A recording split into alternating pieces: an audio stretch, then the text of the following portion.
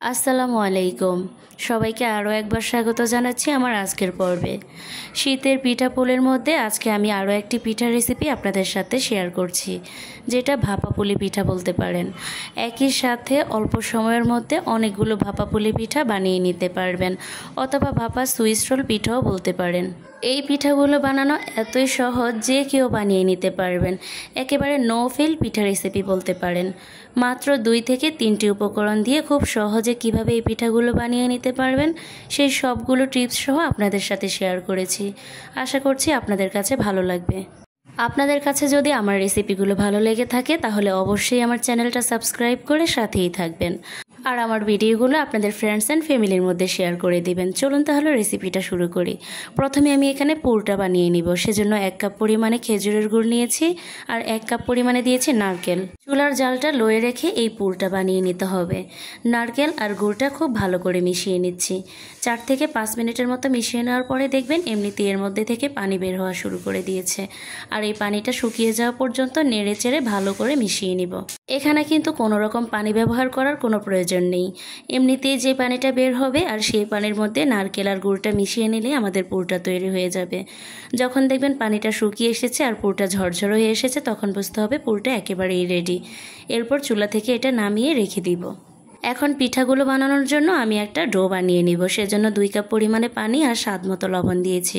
পানিটা যখন পুরোপুরি ফুটে উঠবে তখন এর মধ্যে আমি 1 কাপ পরিমাণে চালের গুঁড়া আর হাফ কাপ দিয়েছি ময়দা। এখানে চালের গুঁড়ার সাথে অবশ্যই ময়দাটা ব্যবহার করবেন, এতে করে ডোটা অনেক বেশি সফট হবে আর পিঠাগুলো বানাতেও খুব সুবিধা হবে। এরপর ডোটা বানানো হয়ে গেলে আমি ঢাকনা দিয়ে ঢেকে 10 মিনিট রেখে দিব।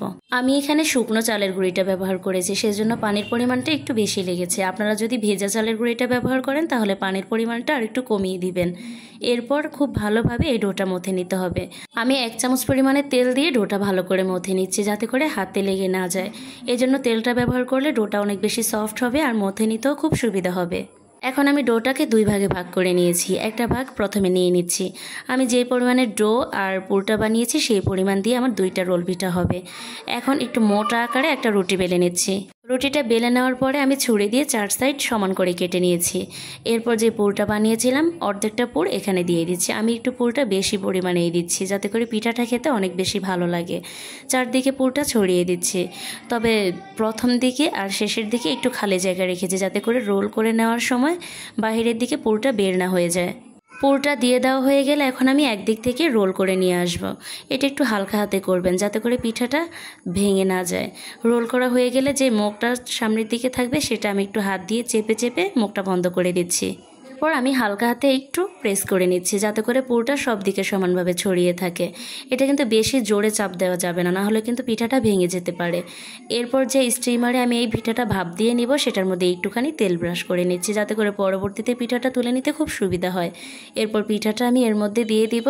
আর আগে থেকে একটা হাঁড়িতে আমি পানি গরম করে নিয়েছি। পানিটা যখন পুরোপুরি ফুটে উঠবে তখন এই স্টিমারটা আমি হাঁড়ির মধ্যে বসিয়ে দিব। এরপর একটা ঢাকনা দিয়ে ঢেকে দিব।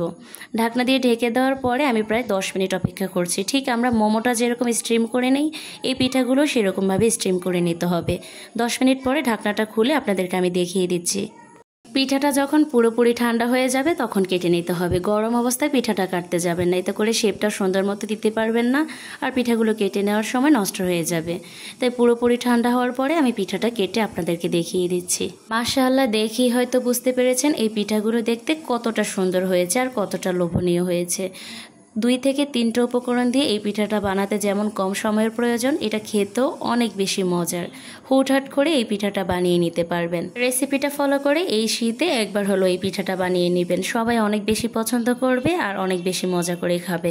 এই পিঠাটা দেখতে অনেক বেশি সুন্দর আর প্রতিটা লেয়ারের মধ্যে পুরটা থাকে। আমি আশা করছি প্রতিদিনের মতো আমার আজকের রেসিপিটাও আপনাদের কাছে ভালো লেগেছে। আর আমার রেসিপিটা যদি আপনাদের ভালো লেগে থাকে তাহলে অবশ্যই একটা লাইক, কমেন্ট, শেয়ার করে দিবেন। আর আমার চ্যানেলটা সাবস্ক্রাইব করে সাথেই থাকবেন। যারা ফেসবুক থেকে দেখছেন অবশ্যই পেজে ফলো দিয়ে রাখবেন। ভিডিওটা দেখার জন্য আপনাদেরকে অসংখ্য ধন্যবাদ। সবাই খুব বেশি ভালো থাকবেন। আল্লাহ হাফেজ। আসসালামু আলাইকুম।